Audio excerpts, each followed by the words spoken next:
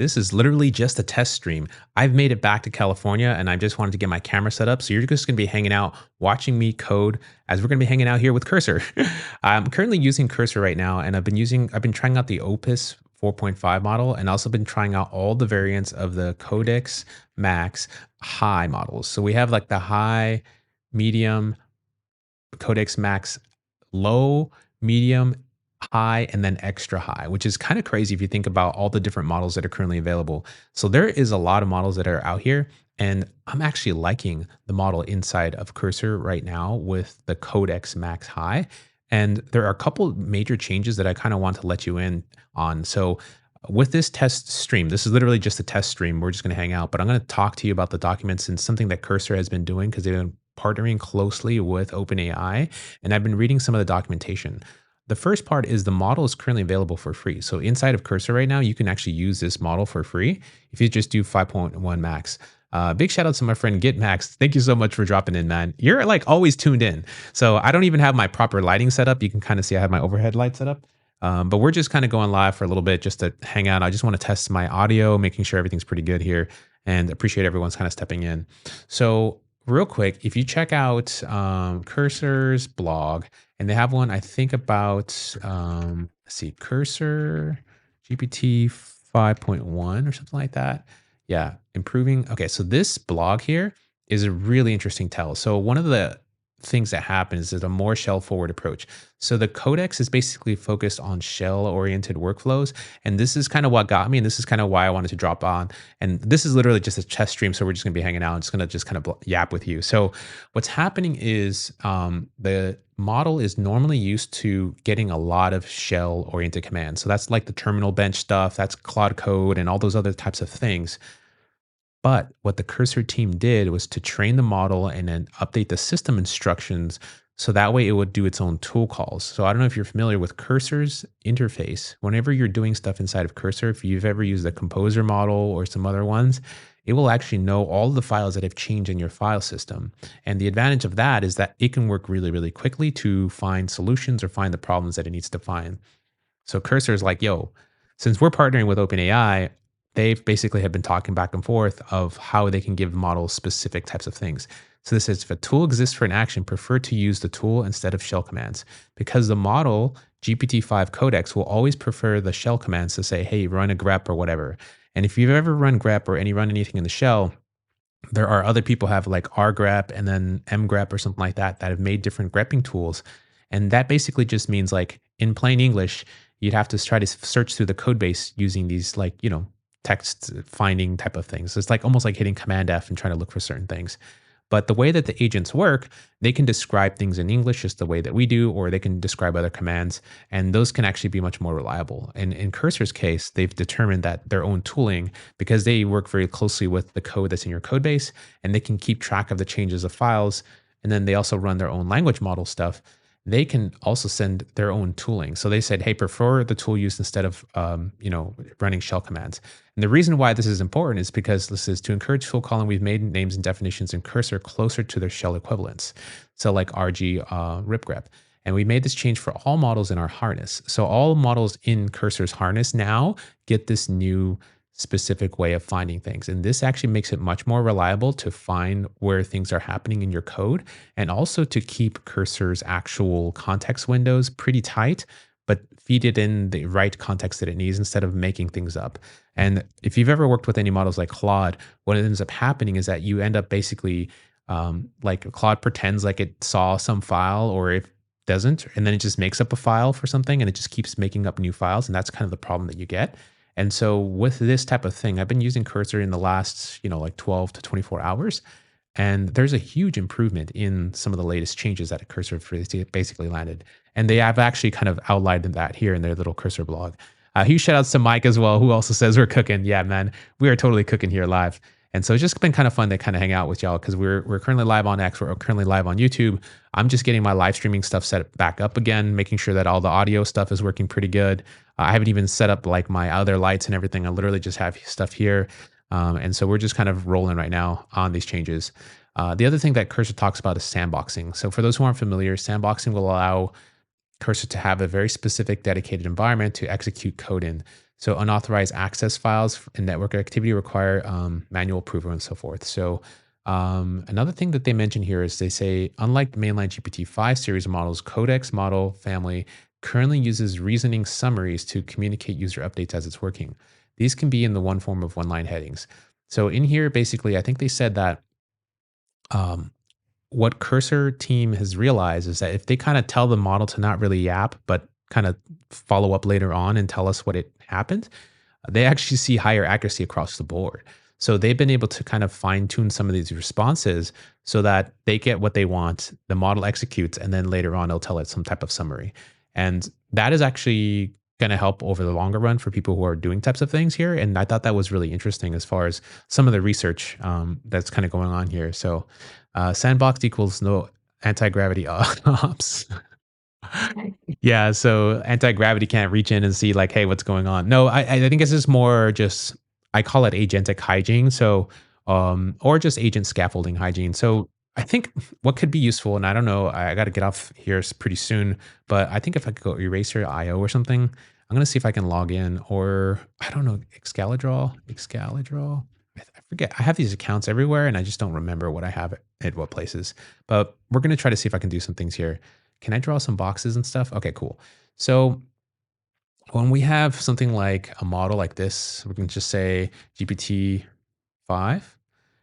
Codex 5.1. Let's just go Codex Max API model. Okay, so this is like the model from like the actual provider here. And whenever we have a model like this, I'm just gonna make this really big text so that everyone can see. Okay, so we have a model here, and what ends up happening is you'll have, um, I think we should also probably talk about context management and what like people talk about, yeah, context management or context. Um, so what happens is whenever you hit a model with a response, like you do something in ChatGPT, you send over one message and you get a response back. And as you keep sending messages, you'll send all the series of events of other messages that you've had queued up for a while. So you send like message one, and then message two, and then like message three will also kind of come in, message four. So as you keep sending messages to the model, all of them will be grouped in and will be sent to the model. And then outputs, it'll basically, the model will just, whoops, the model will just output a response, and then it gets tacked onto here. And then whenever the next message comes across that you want to send to the model, you're sending all of this as well in one whole package into the model. And you can kind of see as the context window starts to grow, now it has to consider everything that you've ever done before in this whole into what the model responses is. And so a lot of times when people are evaluating models, they'll say, okay, like the model isn't good because I fed it like 50 different messages and it kept saying that something was going wrong and everything like that. But this is kind of where we're getting into this whole thing about like how do you manage the context and how do you figure out what are maybe some of the most important things that should be in my actual messages, and then what are some of the other things that should be kind of like jettisoned, ejected, or maybe summarized or compressed. So that way it's not really that relevant to the information, but we can kind of group some pieces of information in all together. And so basically every single AI agent that you're working with who's writing software and talking to an API provider like OpenAI or something like that, they do some type of this behind the scene.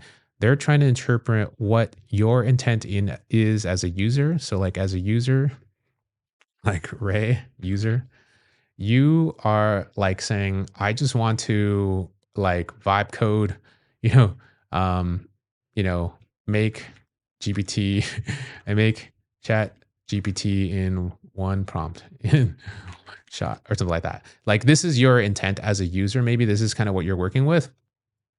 And like this is your requests and you're saying like I want to do this. And then the AI agent like cursor or something, let me just kind of draw that over here as well. Cursor agent. So cursor agent as a user, this is kind of your intent here. And then the cursor agent has to kind of interpret like, okay, how do we get this information that's currently in your code base? And then how do we feed into the model? Like what specific things are important in the code base that can make this response happen right here. So cursor has to then figure out like your own intention here, grab the relevant files or grab the relevant pieces and then send this up to the Codex model.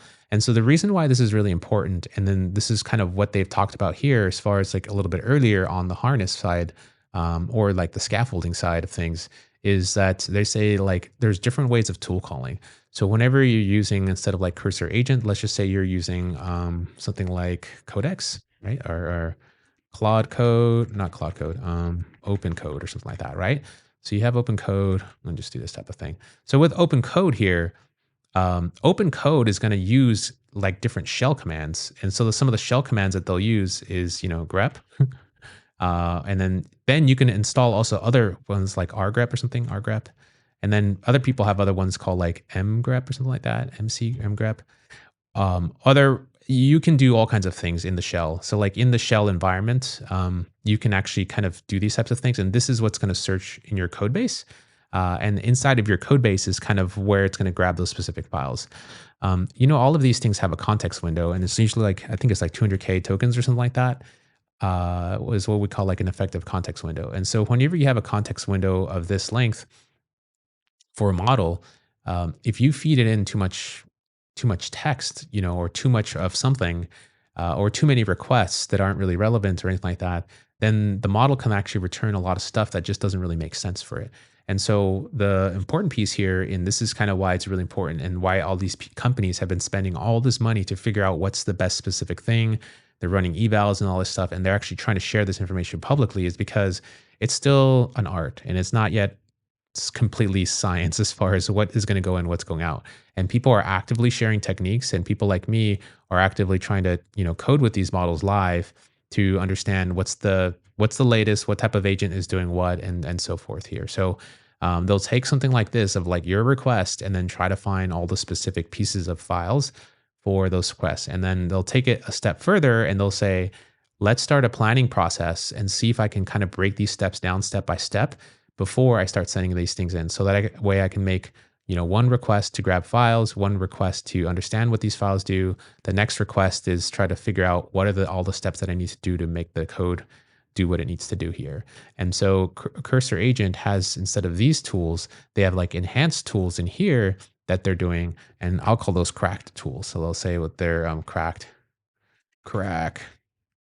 And so their cracked tooling, it works super fast, and they have done all these optimizations inside of their own agent to be able to talk this model back and forth and work really quickly and do those types of tool calls. So that's kind of like a big high level context of like what's going on and how context management is happening inside of Cursor. They've improved it quite a bit, and they're also have other things like tools like relint and so forth. And so all these other tools basically allow the model to, take these extra steps that maybe, a Codex doesn't have or Open Code doesn't currently have. And, it's kind of like everyone has their own flavor or their own take of this. And they're also like, the interesting thing here that they have is about the biasing the model to take action. So there's another thing about conflicting messages, conflict. Okay, so message ordering. So so there are these messages that Cursor calls out that says that provided the prompt does not include instructions in which accidentally contradict the user messages. So this is super important, and this actually has to be tuned from the people who make the request to the model. So that's the open codes, that's the Cursor agents, that's every single person who talks to this model. If they are going to have their own like system instructions baked in. So the system prompt. And so the system prompt is customized from the AI agent. You as a user don't see this type of thing. So when you're making the request to make ChatGPT in one shot, Cursor is going to have their own secret sauce. Open Code will have one here. All the other agents will have like, hey, this is my agent. I'm Cursor. I have access to all these tools. My tool system is called Cracked and all these other things. If you're doing certain things, then you're going to want to make sure you follow these rules. So this is kind of what they're talking about, the system prompt. Sometimes some of those things in the system prompt, one of the things that they call out is saying, if you want to be, I want you to be as efficient as possible with your token usage. That's something that Cursor actually had in their system prompt. And that actually got in the way of some of the results, and it actually made some of the results worse. So by them changing that up and saying, okay, let's just kind of change the way that this is worded, because the model is so literal now that it can actually help the performance if we change what we write in here to make sure it's not conflicting. So if the user wants something and they want it very verbose and wanted to do some other things, but the the system prompt says we want to be efficient, this is kind of where that conflict happens. So that's kind of what they're talking about and what they shared here in this blog, which I found really interesting. And I thought, that's really interesting as far as like where we're going with this. And so I just thought I'd really quickly check in tomorrow. What I'm going to go ahead and do now that I have my whole stuff set up, I'm going to be streaming live. I've been cooking with my app, Ray Transcribes. I now have version 1.63. So I have accidentally made the fastest transcriber in the world. So I have this video here that's probably what 8 minutes and 52 seconds. So if I upload this file here and do the transcription, in less than 30 seconds, we'll have the whole thing processed and everything and brought down with transcripts and timestamps and everything all done. Literally as we're speaking right here. So the whole video was transcribed using the Whisper V3 large model. And I've done tons of optimizations and rewrote the backend and done some client-side processing we see right here. You can even edit the transcript now. This is a new feature that I just launched. So you can add, like if I wanted to have agents, MD, and then I could save this and I can have different versions I can revert to and so forth. And I could even edit the timestamps if I wanted to. I can go back to previous versions. I could even reprocess this. For example, like if I had it in a different language, I can say I want to reprocess with the premium model and this is actually Spanish or something like that. And then I could just start the reprocessing. And because of the rewrite that I did for the backend, you can see it's already reprocessed and done instantly. This is crazy. This is a massive like speed up. I can do a 6-hour live stream in probably less than 2 minutes. They can just process it insanely fast using the Whisper Large V3 model. And I have other models that I'm going to be rolling in as well. And so, yeah, this is Ray Transcribes. If you want to check this out, let me know. What's also great about it is that it gets all the different code names and stuff correctly. So if you put these into the dictionary, it's going to actually find those when you say them and put them in correctly. So if you go to raytranscribes.com, if you check this out, I accidentally discovered that if you actually put your transcripts in there with like timestamps and stuff, this is actually how you get discovered. So when you type in Claude Code, my stuff comes up within the first hour, which is kind of crazy. And so I started this as a vibe code project last year. It's kind of evolved because I needed this for content creation. And, as an engineer, I just can't stop working on this type of thing. So I got some access here, and if you want to drop a comment, let me know and I'll put a link up so you can try this for 7 days. Actually, let me see if I can make this right now because I want to see if I can kind of cook it up for y'all because it'd be really cool to get some folks to play with it, and then I'll have a link available. So I'm going to make a quick link for you guys right now in production to see if you can guys get this tried in. So I'd love some people to try it out and give me some feedback. That way you can kind of cook with me because I know you're probably watching this live right now. You're like, okay, I want to get started with this. And then I'll give up to 10 users 7 days. I'm going to create this quick link real quick. And I'll just drop this into the clipboard so y'all can cook with me. So in order to do this here, all you have to do is put this link in right here. And then let me just kind of pop this on the screen. So I popped this into the chat. You can just drop that link right there, app/.ray transcribes invite. And then that's the invite code right there. That'll probably be the fastest way for you to get started. And you should be able to try it out for 7 days. It is ridiculously fast. And I can't tell you how excited I am to just actually make it this far. I've turned it in from a Vicobat to actually official app to scale. I'm running this using Convex on my backend now. So I rewrote the whole thing. It used to be just a front end only app with running everything and streaming on the front end with WebSockets. And I just got rid of all that stuff. And now it's actually deployed on Vercel. I got the blob stuff. I got all kinds of craziness going on. And I'm really excited for y'all to play with this. So this is really, really cool. Yeah, Mike got to try it out already. He's pretty damn fast.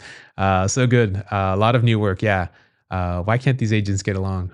Does it do speaker identification? This is actually coming next as my feature. And this is actually a feature that I'm planning to vibe code live using the latest version of Cursor. So I'm going to show you how I prompt and add this specific feature into my app, because this is literally the code for my app right here. And this is what I'm going to do tomorrow. So I'm going to try to get this feature shipped tomorrow because I have a bunch of promises for a bunch of users. So I'm going to have speaker identification next. I also have different like AI dictionary type of stuff next. And then also I'm going to integrate this other thing called VibeStamps. So I made vibestamps.com as well. So this is a site where you can literally just grab that SRT file that we just generated and hit generate timestamps. So I updated this app in one shot using the AI SDK v5 and using the new Vercel AI gateway as well. And so this is actually open source, but I'm going to pull this into Ray Transcribes because this is already a done project. And you can kind of see you have very accurate timestamps for a very given thing. And so this is going to be what I'm going to be doing next tomorrow. And I think if anyone wants to check out that invite code, you can just kind of go check it out. I only got like 10 invites. So once all those invites are done, we're pretty much cooked there. So appreciate everyone kind of for tuning in. I got to head on out and I'll catch y'all later. Thanks, y'all.